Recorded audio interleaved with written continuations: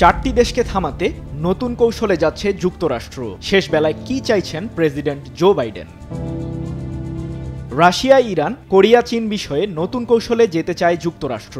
Russia, Iran, উত্তর Korea ও চীনের মধ্যকার ঝুঁকিপূর্ণ ও গভীর সম্পর্ক সামাল দিতে নতুন প্রস্তুতি নেয়ার জন্য মার্কিন জাতীয় নিরাপত্তা সংস্থাগুলোকে চাপ দিচ্ছেন বিদায়ী প্রেসিডেন্ট জো বাইডেন। সম্প্রতি মার্কিন কর্মকর্তাদের বরাতে এক প্রতিবেদনে বিষয়টি নিশ্চিত করেছে বার্তা সংস্থা রয়টার্স।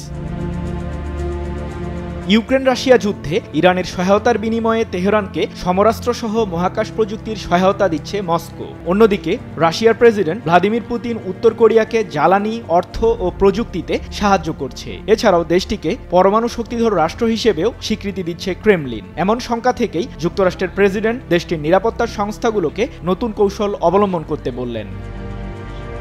মার্কিন প্রশাসনের দাবি, আর্কটিক অঞ্চলে চীনের সাথে যৌথ টহল চালাচ্ছে রাশিয়া। বাইডেন প্রশাসন বলছে, সামনের চ্যালেঞ্জগুলোর মধ্যে চারটি দেশের ওপর আরোপিত যে কোনো নিষেধাজ্ঞার সমন্বিত প্রয়োগ নিশ্চিত করা। এতে দেশগুলো থেকে পাল্টা পদক্ষেপের ঝুঁকি এড়ানো সম্ভব হবে।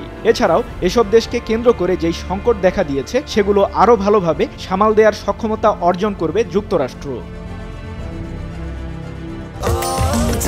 স্বাস্থ্যকর অল টাইম হানিকম, সব সময় অল টাইম হেলদি লাইফ।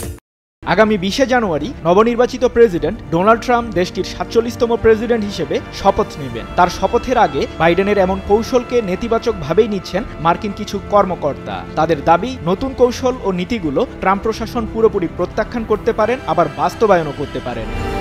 সৃজন মাহমুদ, নিউজ 24।